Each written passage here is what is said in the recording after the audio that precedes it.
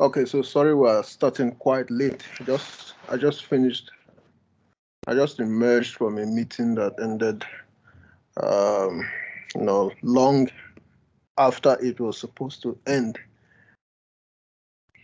Okay, so now we have to start with whoever is around, and then we'll upload the recording for whoever is not around. So before I begin, I would like to find out if my voice is audible enough. So can you guys hear me? Yes, sir, we can hear you. Okay, good. Yes, sir, we can hear Uh, you. All right, and then secondly, can you guys see my slides? Yes, sir, we can see. Okay, fine. So last week we were talking about inductive reasoning. Inductive reasoning. Um, and then the same last week, the other groups could not discuss inductive reasoning because it was a Friday, and I was told you guys were on assessment throughout the day. So there was no meeting for the other groups for inductive reasoning. But in spite of that, we have to move on because I'm going to treat inductive reasoning for the other groups tomorrow. But today we are discussing causal reasoning. And so let's move on. Um, like I mentioned at the beginning of the semester, when we were summarizing the different topics, causal reasoning is a form of inductive reasoning, a kind of inductive reasoning that focuses on causal relationships. So already by now, we are quite clear on what inductive reasoning means. And causal reasoning is just one of the types of inductive reasoning that focuses specifically on causal relationships.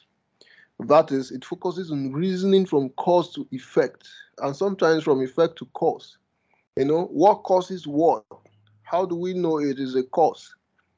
So it's all about causes and effects. But in order to get that done properly, we have to begin by understanding different senses of the word cause. And so let's look at different senses of the word cause. First of all, we have proximate cause, which is the immediate cause of something, even if that thing has more remote and foundational causes. So the proximate cause is what immediately caused it. Example, Samson decided to become an armed robber. It put him in a situation where he engaged in a shootout with the police, and the police killed him. So the cause of Samson's death is a shootout occasioned by the fact that he's an armed robber who ran into the police. So now we are going to look at other kinds of causes apart from this proximate cause. Now, contributory cause is when there is a cause among many other causes. When there is more than one cause, then you call each one a contributory cause because it's a cause among many other causes or among other causes. Example, a distressed economy contributed to Samson's decision to become an armed robber and hence to end up being killed by the police. So a distressed economy is a contributory cause of Samson's death. If the economy were fine, Samson probably wouldn't have died in the shootout with the police. Some time ago, we were told that about 15 prisons were closed in the Netherlands because there were no more inmates. And there were no more inmates because the economy of Netherlands had become so advanced, sophisticated, so mature, so well balanced that people had reasonable things to do. People were earning reasonable incomes, and crime was no longer considered a necessity or even a temptation. So people were not going into crimes. because people were not tempted to do so. And because of that, their prisons did not have inmates, and some prisons had to be closed down. So the nature of the economy has some contributory role in the level of crime. Okay. Necessary cause, or cause as necessary condition. When something is a necessary condition for another thing, without it, the other would not exist. Example, without oxygen, life is impossible. So no oxygen, no life. That means oxygen is a necessary cause. When we have sufficient cause, or cause a sufficient condition, something could be sufficient condition for an effect if the presence of that thing is adequate for the presence of the effect. One does not need to express doubt at seeing the effect when she sees the condition or the cause. And so something is a sufficient cause when you know that if you see it, then you are very sure that the effect is there. For example, to be prevented from inhaling oxygen for 20 minutes is sufficient condition for death. So if you are able to confirm that someone was prevented from inhaling oxygen for 20 minutes, and it is verified that someone did not inhale oxygen for 20 minutes, then perhaps you don't even need to confirm that the person is dead to know he's dead. What we're saying is that the prevention of the inhalation of oxygen for 20 minutes is adequate for death to occur. And so you can also confirm that death has occurred by confirming that there was a prevention of the inhalation of oxygen for 20 minutes. So that's what we mean when we say something is a sufficient cause. When you see it, you can be sure that the effect exists. Now, another example of sufficient cause. Proving that a heavy and sane person calculatedly committed a murder is an adequate condition for sentencing the person to life imprisonment if this is the appropriate sentencing for such a crime in that jurisdiction. And so, if you see something, then you can be sure that the order should be there. So, if you are able to establish that someone is healthy and is sane and also has committed a murder, or let's say you're able to establish that someone committed a murder and is healthy and is sane, the three things are sufficient for life imprisonment or whatever is a punishment.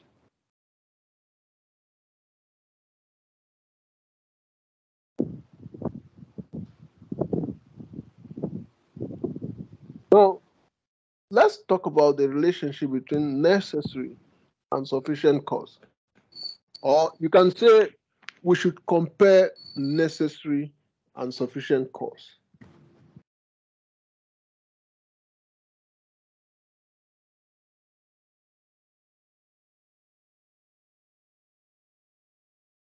Now, we can say that there are several individually necessary conditions for an effect, and that a combination of these conditions becomes sufficient for the effect.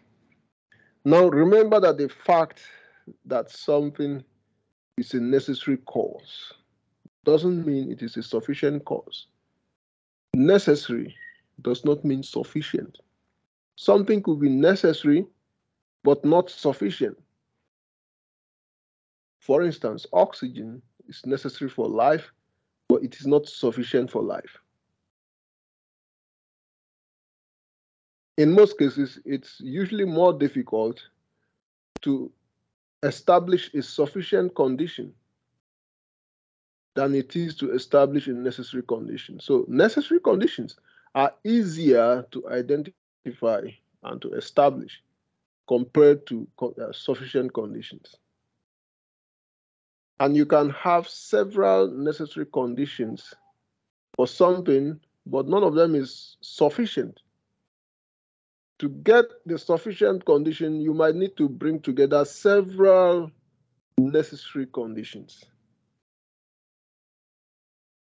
So that's why we say that there are several individually necessary conditions for an effect, and a combination of these conditions could become sufficient for the effect. In life and in science, it's usually difficult to determine what number of causes are jointly sufficient for an effect to occur. So, for example, oxygen, water, food, and health are independently necessary conditions for a human being to stay alive. But they, and some other factors we may not know yet, are sufficient for staying alive.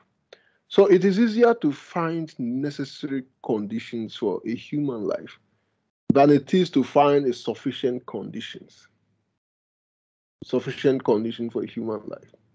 Oxygen is necessary for human life, so also is water, food, health. But what is sufficient for human life? None of them is sufficient for human life. To get the necessary condition for human life, you may need to assemble them together. And even after you've done that, you are not sure that their combination is sufficient for human life. Probably you need to add something else. Maybe you need to add spirit or whatever is responsible for breathing. And that's why we say that it's more difficult establishing sufficient condition than it is to identify necessary conditions. Okay, so let's move on to other causes, probabilistic cause. Now, probabilistic cause is the opposite of necessary cause. This kind of cause is theoretically not necessary, not a must for the effect. So this is the opposite of necessary cause. It's not necessary for the effect. Example, a crisis within the economy, the lack of a job, and the need to marry and settle down are probable causes of Samson's decision to become an armed robber. So a crisis-ridden economy is a probable cause of Samson's decision to become an armed robber. The crisis-ridden economy is not a necessary cause. It is not necessary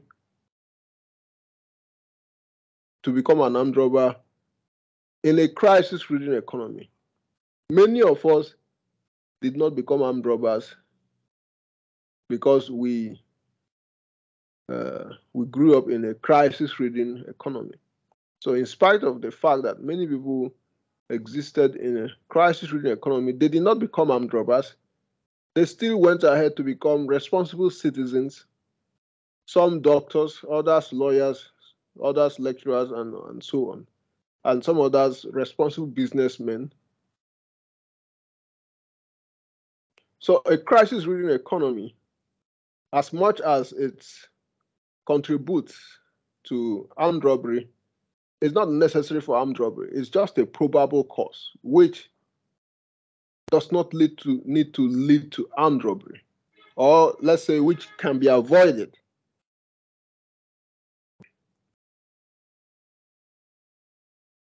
Then causal agent as cause. Causal agent is also a cause. Example, Clement is the cause of the crisis, or Peter is the cause of the revolution. So causal agent is when a human being is a cause of something. Then we have causal chain and causal web. Causal chain is when so many causes, each one leading to another. So when there are so many causes, each of them leading to another, so that we have something that looks like a chain. That's what we call a causal chain. But causal web is when the relationship between causes is more like a web than a chain. So you have causal chain, a kind of chain of causes. Then you have causal web, where you have like a web of causes, many causes existing side by side in a web. Let's see examples of both. And for causal web, two contributory causes could occur simultaneously. So for causal web, it's not one cause leading to another. It's two causes existing side by side, contributing simultaneously to the same effect. So let's see how it works. Causal chain. Example of causal chain. Samson graduated but could not find a job. He attempted self-employment but did not show enough determination to succeed in his chosen craft. He went to a bar one day and met a friend who introduced him to a gang. Samson agreed to join the gang because he was hungry and out of cash. He joined the gang and became an armed robber. He and his gang had a number of successful robberies, but on one of those escapades, they ran into the police. There was a shootout, and Samson was hit. Samson was rushed to a hospital where he died of gunshot injuries. So this is a causal web. Causal chain. Now, this chain of causes begins from graduation and unemployment. And because he did not succeed in self-employment, he joined a gang. So it's from graduation to the failure to find an employment. Now, so in the first place, Samson expected to find a job from graduation. Now, because graduation did not land him in a job, in an employment, it led to the decision to resort to self-employment. So from lack of employment to an attempt at self-employment. And then with a failure of self-employment, and then, by the way, the failure of self-employment was caused by lack of determination. Then the next stop was what? Armed robbery. And from armed robbery, ultimately the next stop was a shootout with the police. And that was where he got hit and died of gunshot injury. So this is a chain of causes with one cause leading to another from the beginning to the end in what we may describe as a chain. Example of causal web. It could be that the police officer who killed Samson did so because he, the officer, aimed his gun correctly, whilst his colleagues did not. And at the same time, Samson got killed because he squeezed his trigger to kill the police person before the police person killed him, but found that there were no more bullets in the firing chamber of his gun. So this is described as a causal web. What makes it a web? It's a causal web because these things were happening simultaneously at the same time. The police officer aimed his gun at Samson and aimed it correctly at Samson. It was a correct aim, not a wrong aim. You could aim wrongly, in which case you missed the target. But the police officer was able to aim correctly at Samson and squeeze the trigger. At the same time, as he was doing that, Samson had also aimed his gun at the police officer. So both of them had aimed at one another and fired at the same time. The difference between the two is that there was a bullet in the policeman's gun, but no bullet in Samson's gun. So only one of these actions led to success. And that's why Samson, rather than the police officer, got hit. So that's a causal chain. A causal chain is when there are several causes acting simultaneously towards an effect. When there are several causes acting simultaneously to an effect, several causes contributing simultaneously to an effect.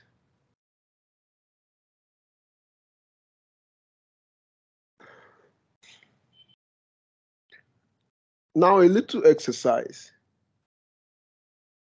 I can trace Nanado's victory all the way to an advice his father gave him when he was a child.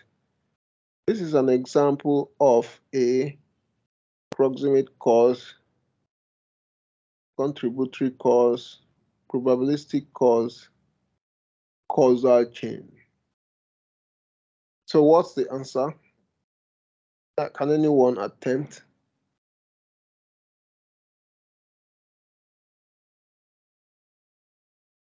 I can trace Ronaldo's victory all the way to an advice his father gave him when he was a child. So if Ronaldo's victory is a result of a series of events that ultimately started with an advice, then what is the cause? How do we describe his victory, the relationship between the advice and his victory? So obviously that will be a causal chain. USA has a hand in the ousting and killing of Patrice Lumumba. USA has a hand in the ousting and killing of Patrice Lumumba. This is an example of, so once you see the phrase has a hand, the phrase has a hand ultimately tells you that there are many causes. The phrase has a hand ultimately tells you there are more causes than one. So that should be contributory cause. You need to at least pay a house rent if you wish to live in that house. You need to at least pay a house rent. You need to at least pay a house rent. So the phrase at least tells you it's a necessary cause.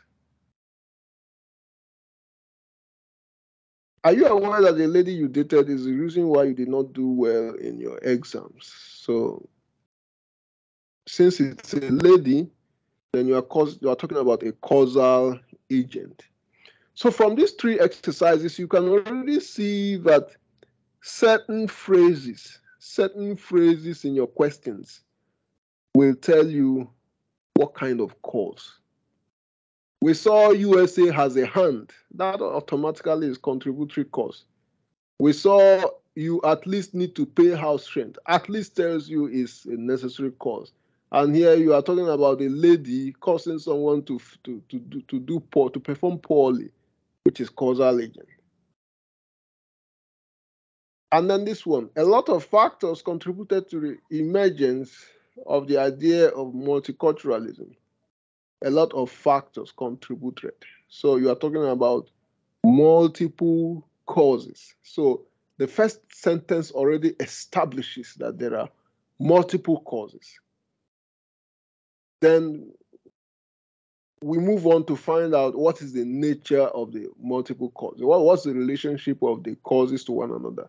That's what is left to find out. Now the second sentence is first, World War II ended with the defeat of the Nazis who wanted to conquer the world and put everyone under a single ideology.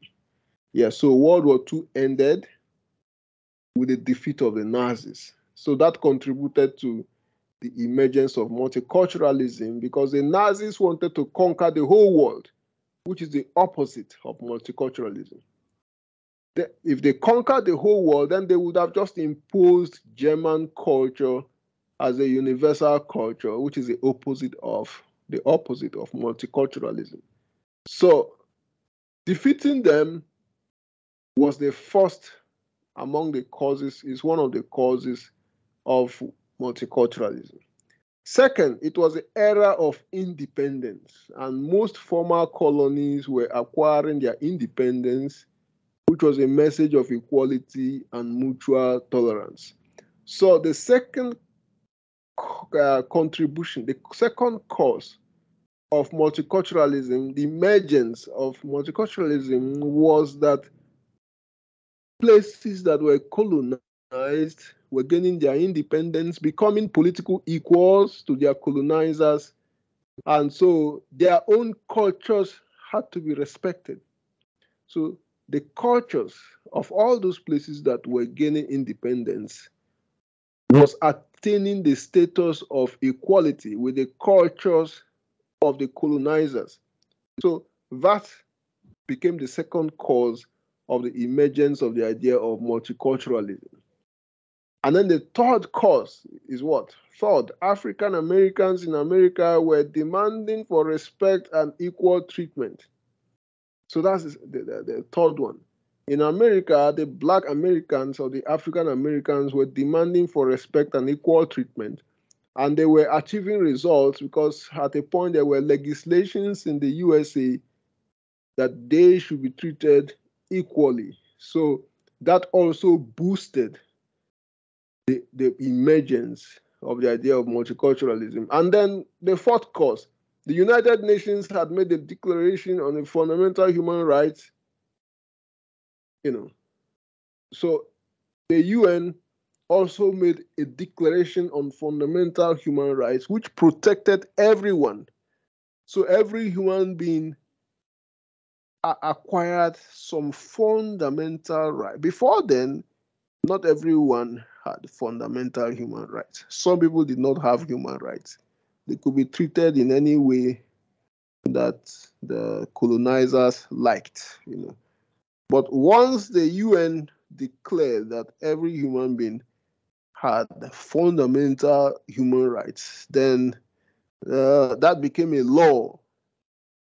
So that also contributed to the emergence of the idea of multiculturalism. It means that the cultures of all other people had to be respected because they also were human beings.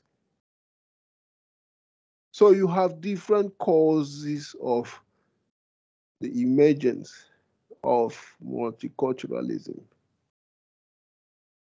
Were they causing the emergence of multiculturalism in a causal chain, or were they causing it in a causal web? You can see that they were causing the emergence in a causal web because they were causing the emergence of multiculturalism in a simultaneous way. They were happening at the same time or within the same period.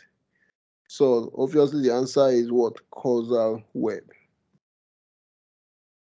She died because she drank a heavy dose of poison. She died because she drank a heavy dose of poison. Heavy dose of poison will surely lead to death. So that tells you it's a sufficient cause. Sufficient cause. Heavy dose of poison is a sufficient cause of death. So that wraps up our discussion of the different senses of the word cause. Now, those exercises would help to show you how to identify different senses of the word cause. Now, having studied, having discussed, and having understood the different senses of the word cause, now we have to discuss the different causal reasoning patterns, the different patterns of causal reasoning. Now, these patterns are informal. We have the informal patterns, and then, of course, we have the formal ones. Now, we cannot discuss the formal patterns today. We'll discuss the informal patterns of causal reasoning. Now, the informal patterns of causal reasoning are the various ways in which we human beings identify causes. How does our minds How do our minds identify causes? How do we identify causes as human beings? Because we identify causes every second, not even every minute, but every second we identify causes. If something falls down, we ultimately identify what caused it to fall. Anything that happens, our minds immediately identify the cause. But how do our minds do that? That's what we call the informal causal reasoning patterns. We want to see how our minds identify causes. Now, like we said earlier, causal reasoning is a type of inductive argument attempting to establish the causal relationship between phenomena and events, a type of inductive argument. Now, a causal claim indicates that something causes another. A causal claim indicates that something causes another. And then a causal hypothesis. A causal hypothesis is an initial speculation made in relation to a causal claim, a supposition offered as a starting point for further investigation. A causal hypothesis is an initial speculation made in relation to a causal claim, a supposition offered as a starting point for further investigation. Now, so let's study two things. First of all, let's look at the various informal causal reasoning strategies for arriving at causal claims. That is, how do we make causal claims?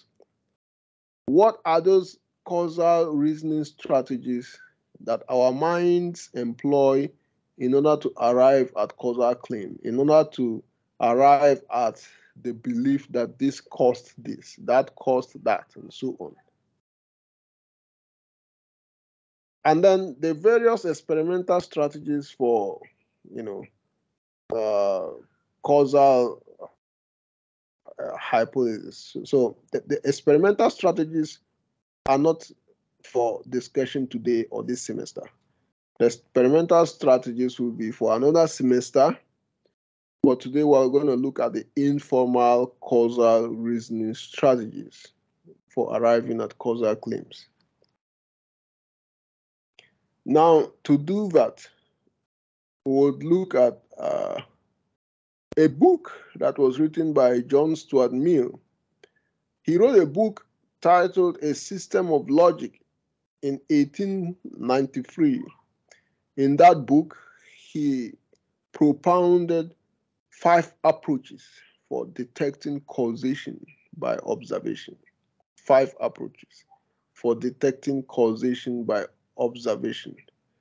In other words, he proposed 5 approaches, 5 ways that we human beings identify causes. Now, out of the 5 ways, we're going to study only 3, just 3 of them. And the 3 are relevant difference reasoning, common thread reasoning, and then concomitant variation reasoning. Relevant difference, common thread, and concomitant variation. Now, relevant difference reasoning.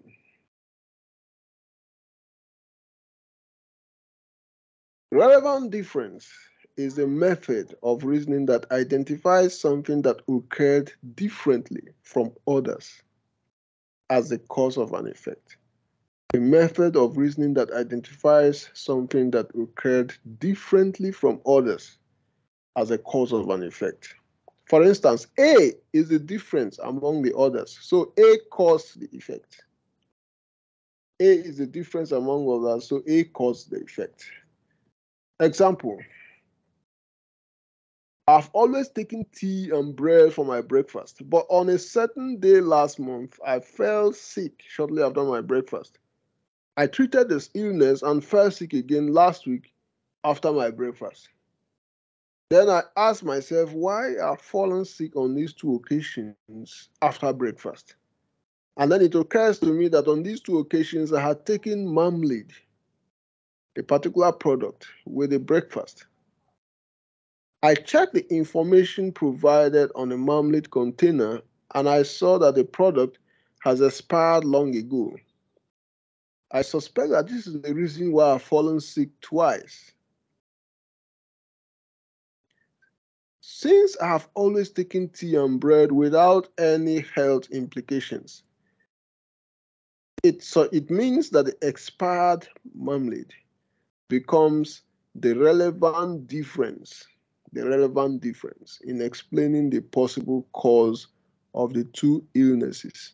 So the idea is that all my life I have been taking tea and bread for breakfast without having any problems. And then all of a sudden, I fall sick after breakfast. When it happened the first time, I treated it. I took some medications and the sickness went away. But the sickness came back again after another breakfast.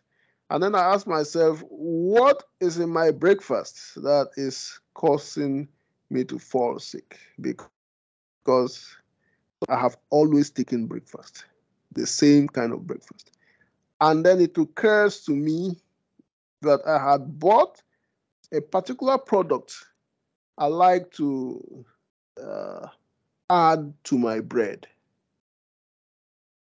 And then I went and checked, and then I saw that the product had expired.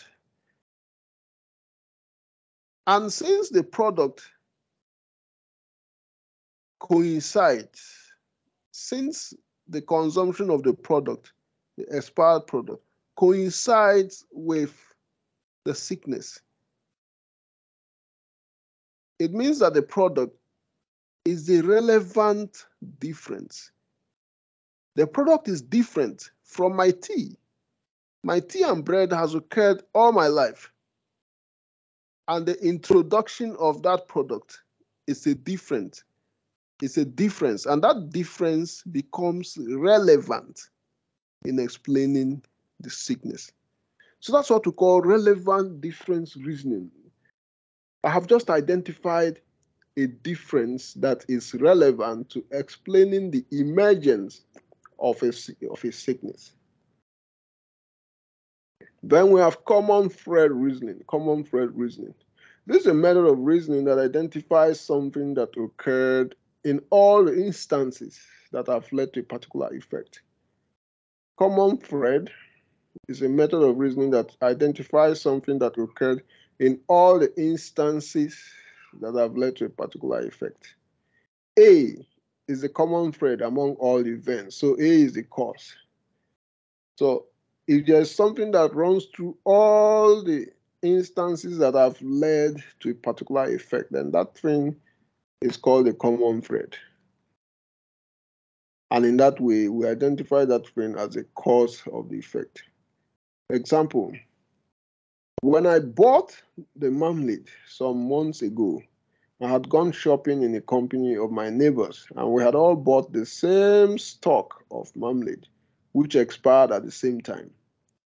So assuming that my neighbors are equally sick, they all trace the cause of their illnesses to the expired marmalades. It means we have all identified the expired marmalade as a common thread in all the instances of this particular illness in the neighborhood. So the expired marmalade is not just the relevant difference in explaining my sickness. It is also the common thread running through all the instances of the same sickness in the neighborhood. So that's what is called common thread. In most cases, you are first of all able to identify the cause of something with relevant difference reasoning. Usually the relevant difference method comes first in identifying a cause of something. And then if you have used relevant difference to identify the cause of something, then the next, if that thing occurs in quite a number of people or quite a number of samples, then the next thing is to ask if that thing is also a common thread running through all the other cases. So once you have identified something, the cause of something with relevant difference, you can also easily identify it in other instances or in other cases through common thread. So relevant difference and common thread, in many cases, they work together, especially when we want to identify the cause of an epidemic. If there is an epidemic in a town, a city, or a village, the first thing to do is to study a particular sample, just one sample. If you are studying one sample, maybe a human being, then first of all, you have to study the human being's life, his or her habits, and then find out the relevant difference in the person's life that led to the emergence of a particular sickness. If you're able to do that through relevant difference investigations, then the next question you ask yourself is, does this apply to all the others? If you're able to establish that it also applies to all the others, then you have used common thread strategy to identify that problem throughout the population, or the population of all those who have been affected. So relevant difference and common thread are two interrelated ways of identifying causes. Then we go on to the next one, concomitant variation. Now this one is different from the other two. Now concomitant variation is a method of identifying the degree of occurrence of something rather than its simple presence or absence. This is a method of identifying the degree of occurrence of something rather than its simple presence or absence. We use it, or it is used when we cannot eliminate a particular cause from the environment. For example, carbon dioxide. Now, it is useless to use the relevant difference to identify carbon dioxide as a cause of ill health. Rather, you use a method that measures its degree or intensity.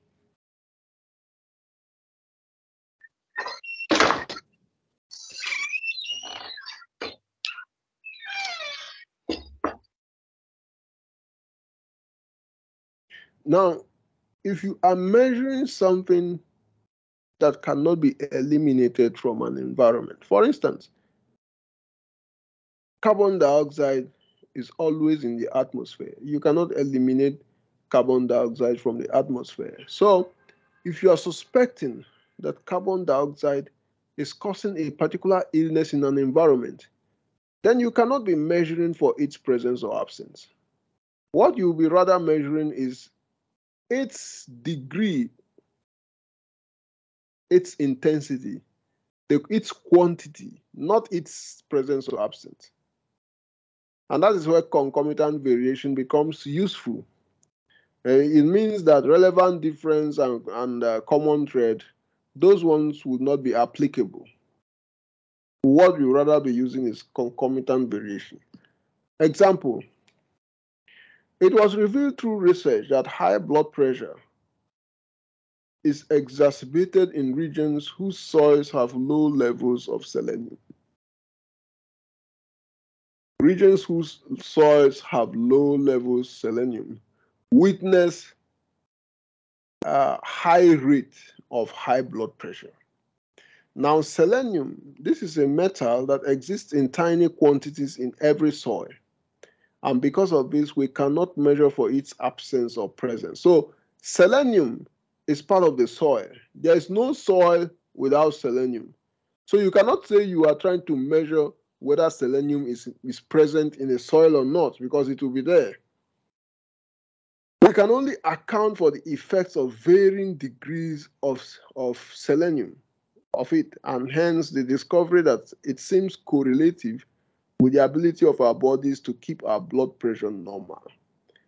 Now, so it was revealed through research that high blood pressure is exacerbated in regions whose soils have low levels of selenium. So if the level of selenium in the soil is low or is too low, then the rate of high blood pressure will increase in that region. And so by discovering that the low quantity of selenium causes a high rate of high blood pressure, we were able to establish that if selenium is low, high blood pressure will be high in human beings. So that means that selenium in the soil is related with the ability of our bodies to regulate blood pressure.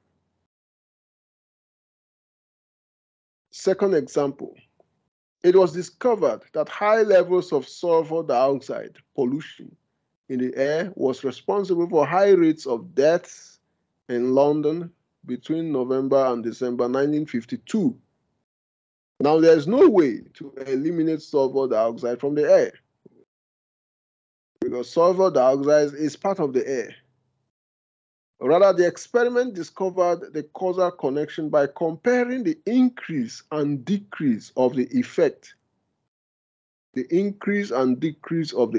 which is the number of deaths per day, to the daily variation in degrees of sulfur dioxide fumes in the air.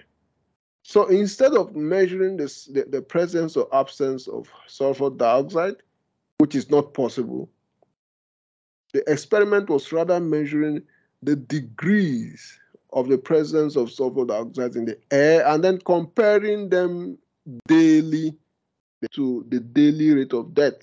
And that was how it was discovered that high levels of sulfur dioxide was related to high number of deaths in London at that time. So these things are examples of using concomitant variation, not relevant difference or common thread. Now let's do some exercises that will help us to familiarize ourselves with these three methods, these three informal methods of identifying causes. Now, Kofi has had accidents with 6 of his cars in the last 3 months. This is an example of what? Kofi has had accidents with 6 of his cars in the last 3 months. This is an example of what?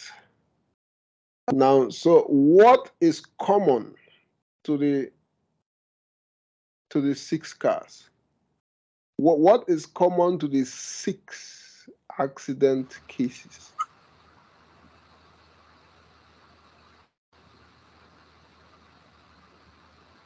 Yeah, so Ivy is raising her hand. Ivy, do you want to answer the question? Yes, I think the only common thing in the 6 cases was that Kofi was in all of them. Yeah, so Kofi was involved in 6 accidents. So obviously, Kofi is the common thread that runs through the 6 accidents. Kofi was a common thread. Now, there is an unspoken understanding that those who were trained in European and American universities were better equipped for their jobs and should be given more promotions. There's an unspoken understanding that those who were trained in European and American universities are better equipped for their jobs and should be given more promotions. So what kind of causal reasoning is this? Is it relevant difference, common thread, concomitant variation, false common thread? So someone,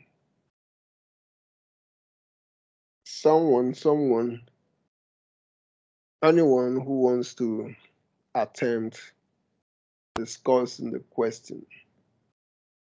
There's an unspoken understanding that European and American graduates are better off and should be given more promotions.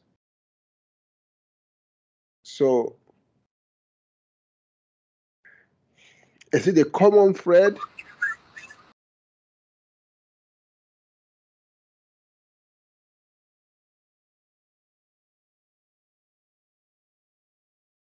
Okay, so obviously this is a common thread, but some people would argue that it's a false common thread. So I think the decision here is really whether you should be choosing common thread or false common thread, depending on whether you agree with the understanding or not, or depending on whether you share the understanding or not. But it's indisputable that it's a form of common thread. Your computer is more likely to last longer if it is an Apple product. This is an example of a relevant difference, common thread, concomitant variation, false common thread. Your computer is more likely to last longer if it's an Apple product. How many of you are familiar with Apple products? Apple laptops and Apple phones.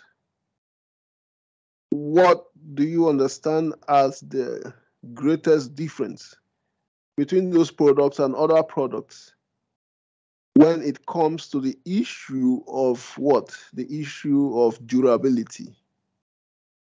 Durability. What is the durability difference between Apple products and other products?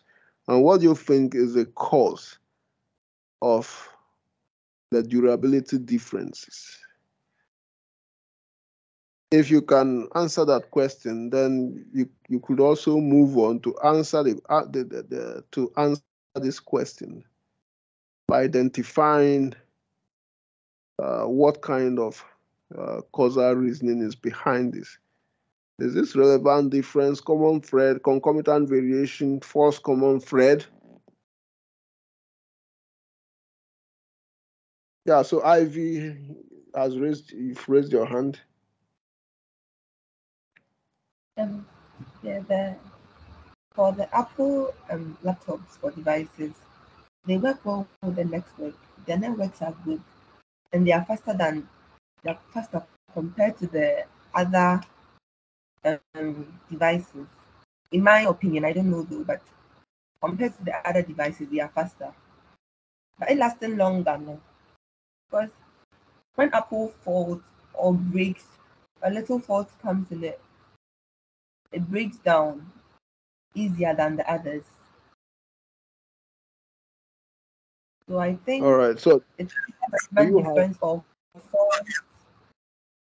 false common thread. okay, so have you had both an Apple product and some other products? Yes, yes, I have. What Apple product was that? I had the phone. Come again. Is it an Apple phone? Yes, an Apple phone and a Samsung. Okay, Apple and Samsung phones. Yes. Okay, So I'm so comparing which one of them breaks down more easily when it falls? the Apple product. The Apple. Yes. Okay. Now the Apple. Um, what is the physical? Now the Apple hardware. Is the Apple hardware? Uh, is the Apple hardware stronger compared to the Samsung hardware? I don't know about the hardware though. I know about that.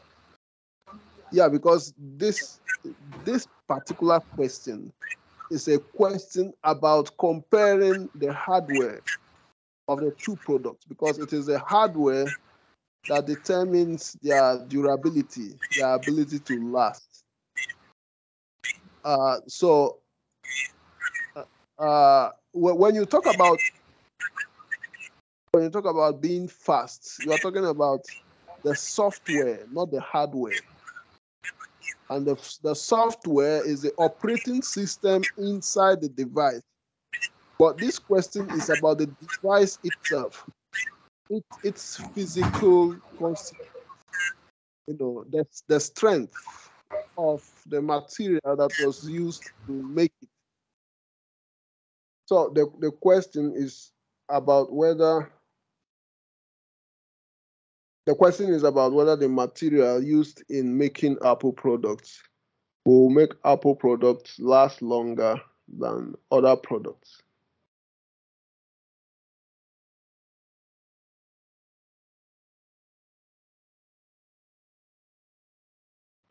Now, I have happened to have a HP and an Apple,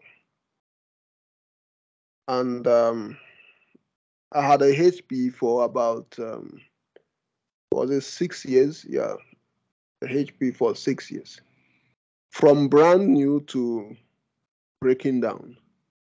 And then I've also had a brand new Apple product, and I had it since when? Since 2012. I think it's 2012. Yeah, so my HP lasted for 6 years, and my Apple has lasted what, 2012 to 2022 is 10 years, and it does not even shown any sign of getting old, not to talk of breaking down.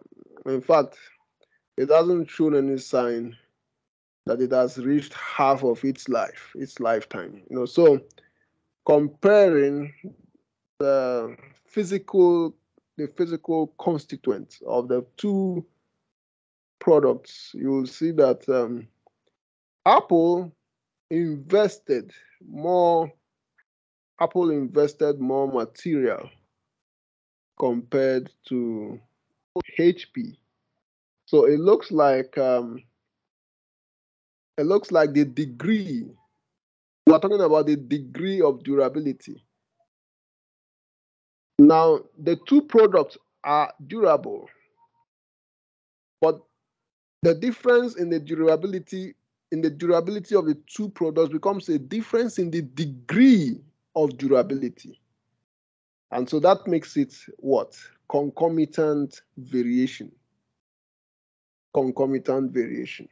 It's about the difference in the durability, in the degree of durability of the two products.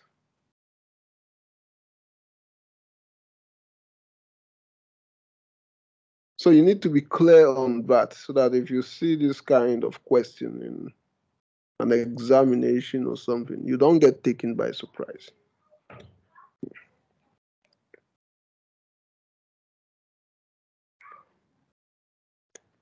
Now, another one. One of the reasons why Michael succeeds where others have failed is that he studies his problems carefully before taking action. One of the reasons why Michael succeeds where others have failed is that he studies his problems carefully before taking action. This is an example of what? Relevant difference, common thread, concomitant variation, false common thread. So I think this should be one of the simplest questions. And what is the answer to it? Anyone?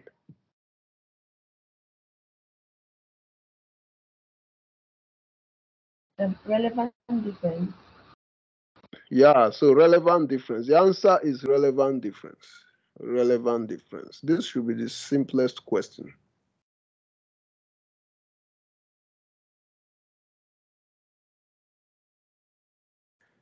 Now, another one. Male soccer teams from Cameroon are always filled with tall, hard-bodied men.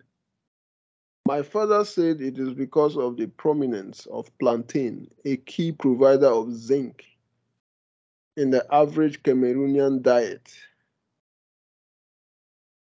This is an example of a what? Relevant difference, common thread, concomitant variation, false common thread.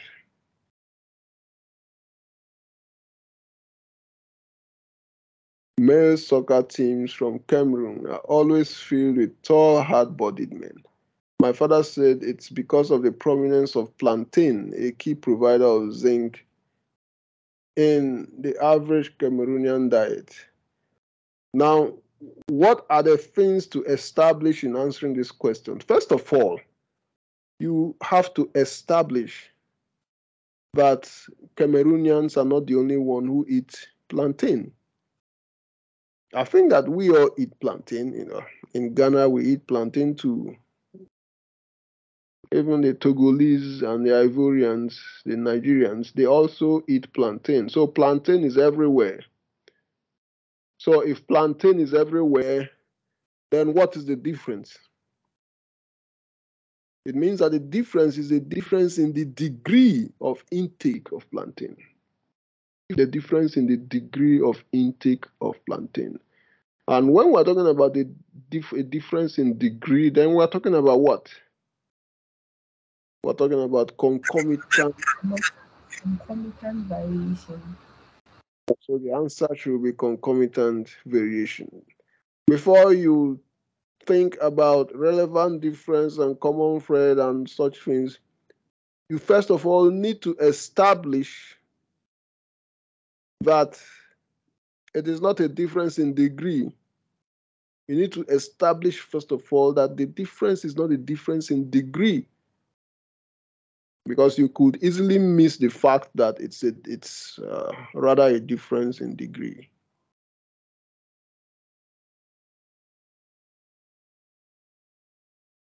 It has been discovered that living longer is associated with low protein intake at middle age and moderate to high protein intake in old age. This study was actually done by Levin et al.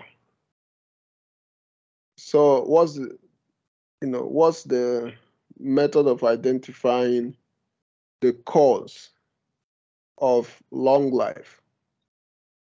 Or let's say, what is the method of identifying the relationship between protein intake and living longer? Let me read the question again. It has been discovered that living longer is associated with low protein intake at middle age and moderate to high protein intake in old age. Now, first of all, everyone eats protein. Yeah, so what's the answer, please? Just answer. It is the concomitant variation because it is talking about the degree of which you should take protein or they take protein. Yeah, so that's correct. That's correct. So we move on. That just summarizes it. And that wraps up our treatment of the three informal methods of identifying causes. Now we have causal fallacies. Just as we have seen three ways of identifying causes, there are also ways that we should not identify causes.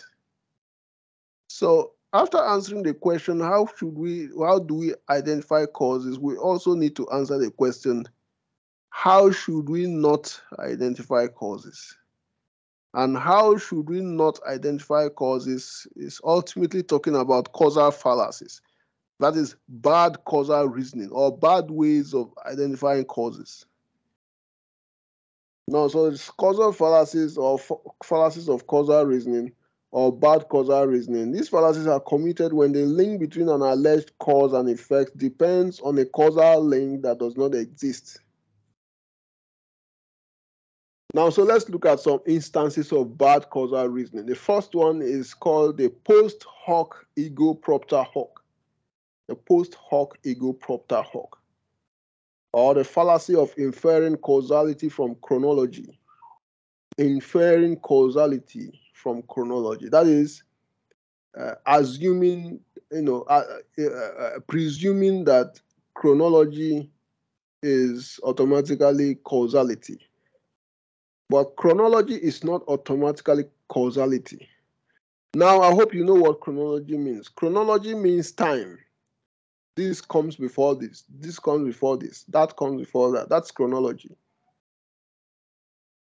Example, for the first time today, I took beans for breakfast. For the first time today, I took beans for breakfast. For the first time. And then I performed wonderfully in my mathematics test. Therefore, a breakfast of beans is very crucial to mathematical proficiency. So if you are taking beans for the first time and then you unexpectedly perform wonderfully in your test, then it might tempt you to think that beans probably helps in performance.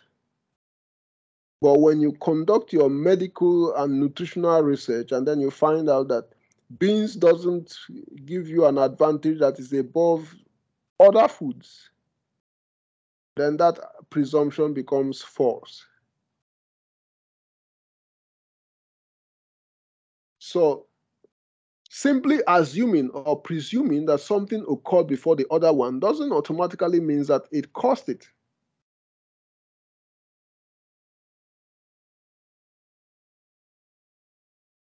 Another example of post hoc is when you say that the president and the vice president had an argument before the economic recession. Therefore, the argument between the president and the vice president is the cause of the economic recession.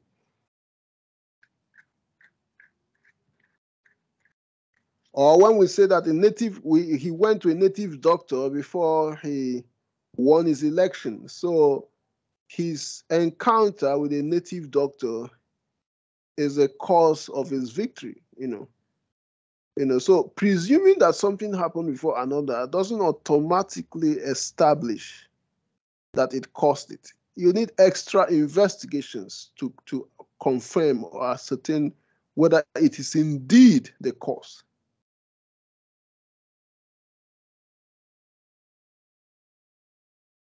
Then we have non-causal pro-causal, or the fallacy of exchanging or confusing cause for effect.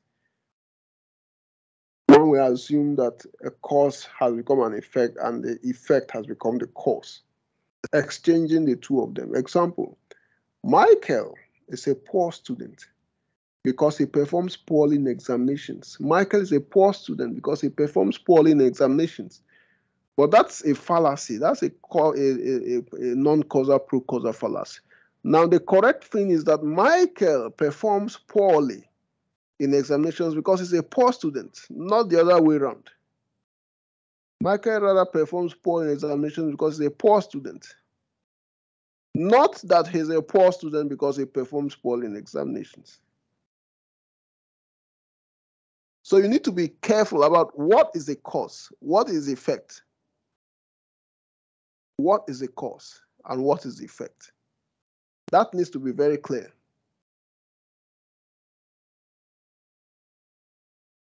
Oversimplified cause. This occurs when there are many causes and then the argument identifies only one of them as a cause. When there are many causes and you identify only one as a cause. Example, the Cameroonian team won the trophy because their coach is paid a higher salary. The Cameroonian team won the trophy because their coach is paid a higher salary. Now, so higher salary alone cannot win a match. You can hire a zombie or a layperson, pay him a high salary, and the team will not go anywhere. So a high salary does not win matches. It cannot be the totality of what wins matches. There are other factors that need to be present before a match is won. Then we have false common thread, when we infer a common thread as a cause when it is not. Example, all the academically bright guys in my class have cars, so I will get a car as part of my desire to be academically bright. Now, so if you are able to establish that all those who are academically at the top of the class also have cars, you need to establish whether there's a causal relationship between the cars and their performance before you can conclude that there's a relationship between the cars and their performance. Otherwise, there shouldn't be any such relationship.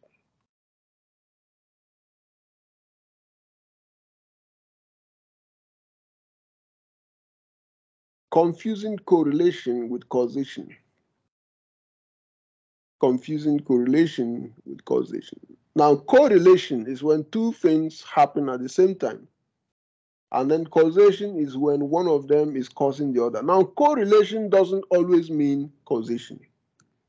Two things can always happen together, but it doesn't mean that one causes the other.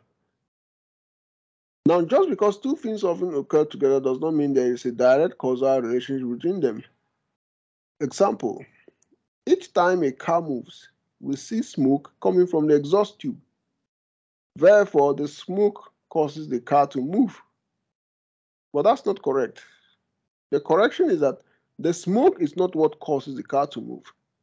Both the movement and the smoke are caused by the engine combustion. So in spite of the fact that you always see smoke and the movement of a car, it doesn't tell you anything about the causal relationship between smoke and car. It could be that both of them are caused by something else. In this case, the engine of the car, or let's say the engine combustion, the working of the engine.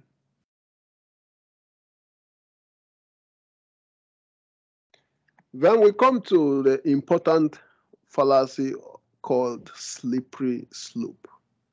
Slippery slope.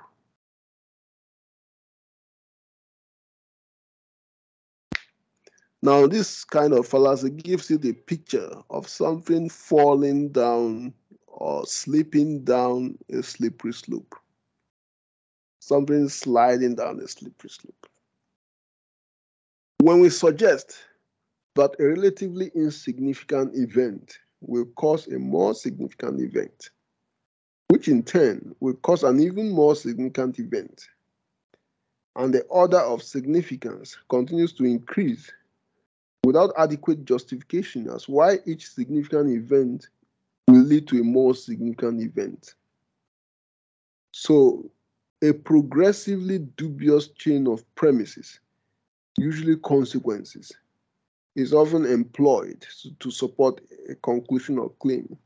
So when you suggest that if something happens, it will lead to something else which is more serious, and that would lead to something else again which is even more serious, and that also will lead to something which is even more serious, and the order of serious consequences continue to increase. Sometimes such an argument is called slippery slope. Now let's look at another explanation. This is the fallacy of arguing. The fallacy of arguing that if A is allowed, it will trigger a set of events that eventually lead to Z.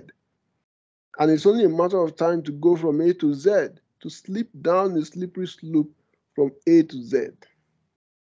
Now, this should not be a fallacy if the causal movement from A to Z is justified.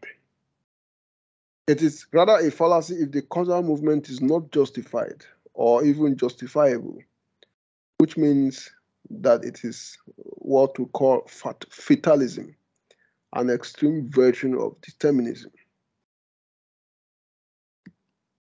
First example, if Donald Trump becomes the president, America will fight many wars. Now, this is what the Democrats in the US were saying during the 2016 presidential election campaign.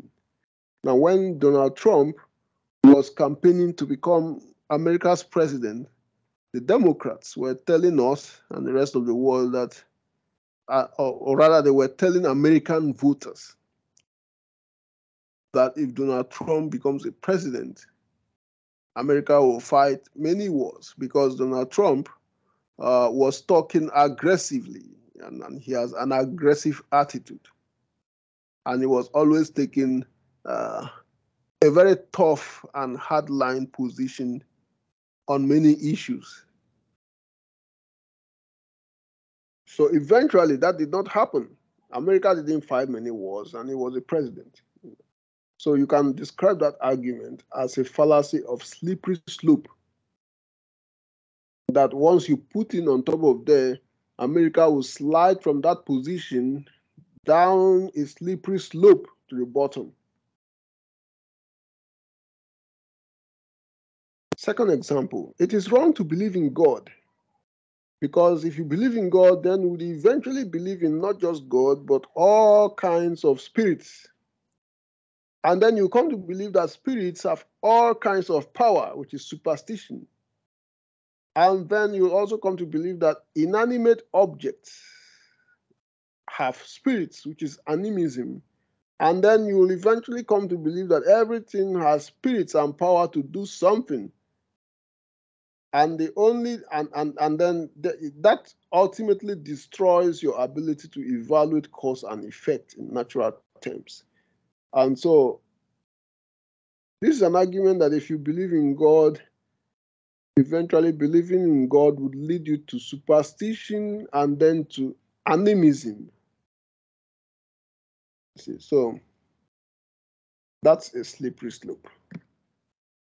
You can believe in God without sliding down to superstition and then sliding down to animism.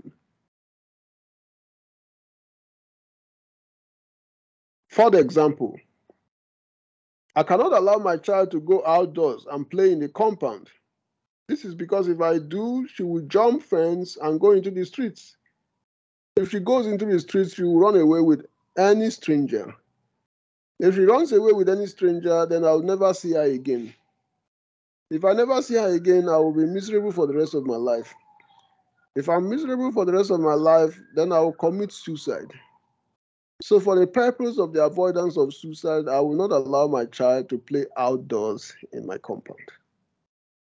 So this is a long argument, or this is an argument that depends on fear of a series of escalating consequences of allowing a child to play in a compound. But these consequences taken together in their increasing seriousness constitute a fallacy of slippery slope. Because it is possible for the child to play in a compound without jumping fence. And even if the child plays in a compound and jumps fence, she might jump the fence and then come back to the compound.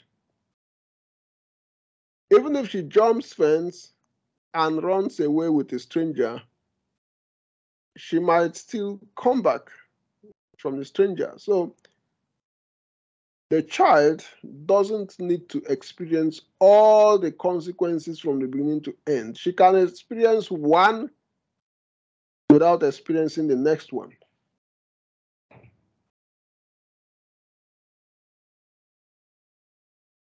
Now, some exercises.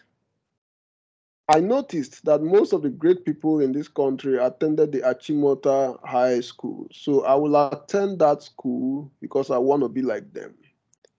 This is an example of what? False common thread, oversimplified cause, confusing correlation with causation, relevant difference.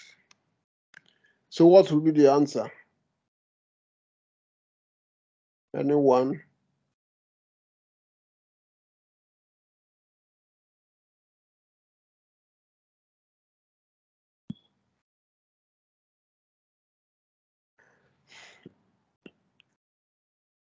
So what has attending Achimota High School got to do with being a great person in Ghana?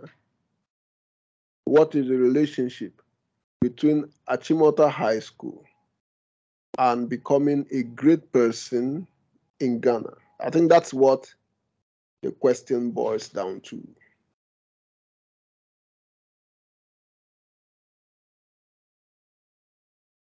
And the relationship is that it is not everyone who attended Achimota High School that became great in Ghana. Not all the great people in Ghana attended Achimota High School. So that will make it a false common thread.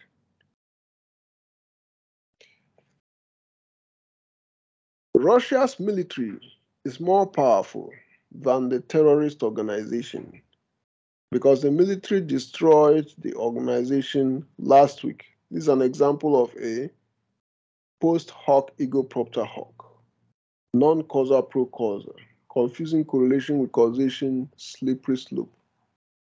Russia's military is more powerful than the terrorist organization because the military destroyed the organization last week.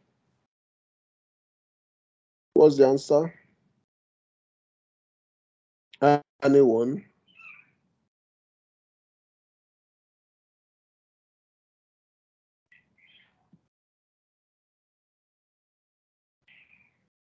Now, this is a non-causal pro-causal.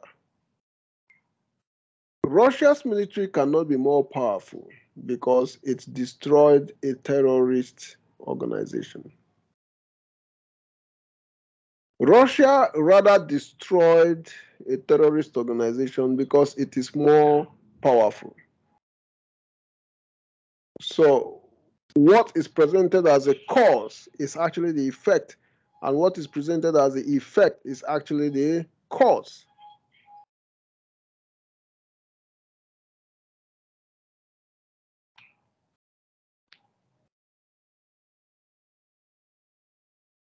I remember you visited a native doctor in January. That must be the problem behind the problems you are having with your business. You visited a native doctor in January, and since then you've been having problems with your business. Is it a post hoc? Is it a non-causal? Is it confusing correlation? Or is it slippery slope?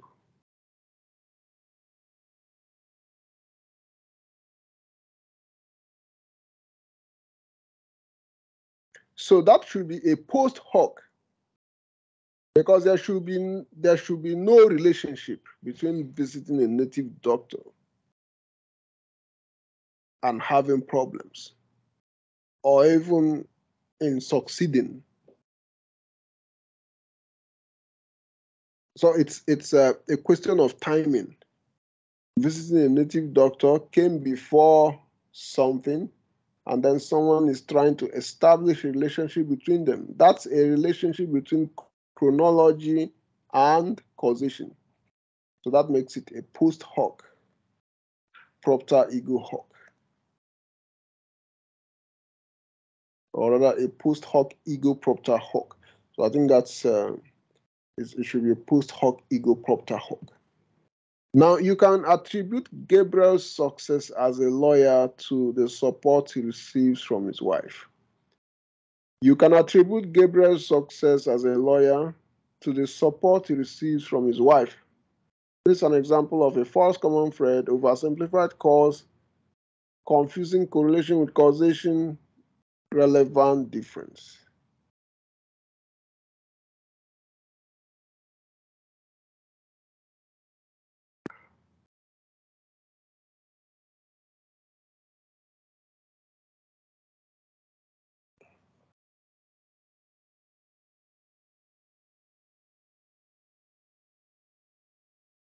Is it false common thread?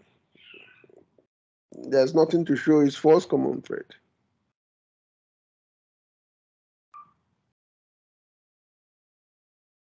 Is it oversimplified cause? Is the support for his wife sufficient for his success? And the answer is no. The support from his wife is not sufficient for his success. Even if his wife is supporting him and he is lazy, he cannot be successful. So it means that oversimplified cause is correct. Some people can receive all the support from their wives, but because of their laziness, then they cannot be successful. So the answer is oversimplified cause. Each time I win a game of chess at the club, I happen to have mistakenly used the wrong key to attempt to lock my front door. Each time I win a game of chess at the club, I happen to have mistakenly used the wrong key to attempt to lock my front door. So whenever I mistakenly use the wrong key to lock my front door, I know I win a game of chess at the club.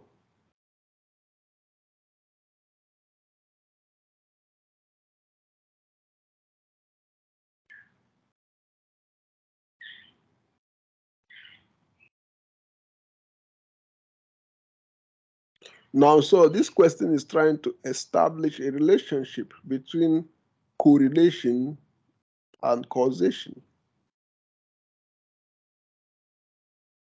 Now, the question is saying that there's a correlation between using the wrong key to lock my door and winning a game of chess. That each time I use the wrong key to lock my door, I win a game of chess. So there's a correlation. And then the question is trying to is claiming that that correlation is also a causation. You know.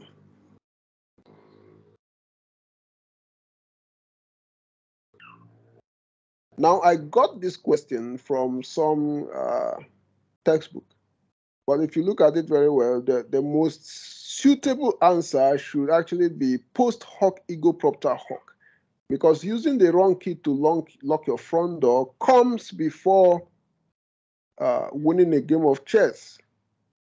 You know. But because that option is not among the answers, then the next suitable answer is what? Confusing correlation with causation. Now, post hoc ego propter hoc would have been most correct if it was a one-time occurrence. That is, if it was only once that you mistakenly use the wrong key to lock your front door and you won a game of chess.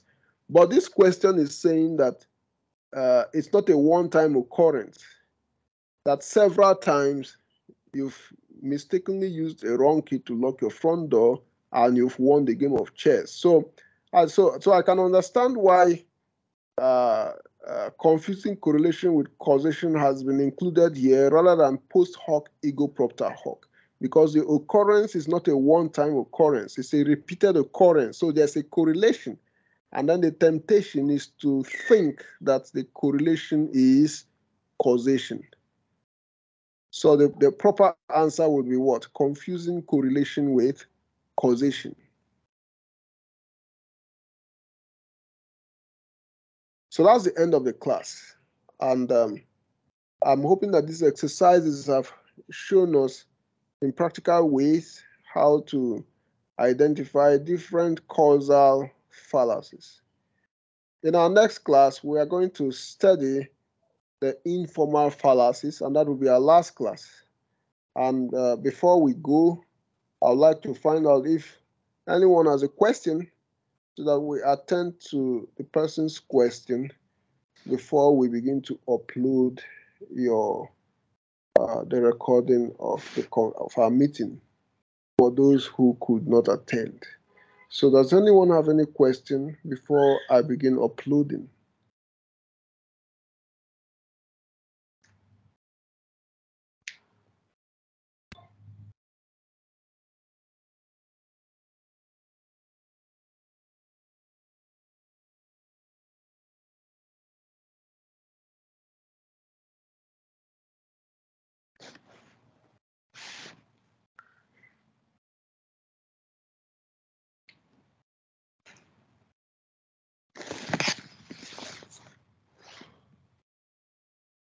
Okay, so since there's no question, I'm going to have to stop the recording and then begin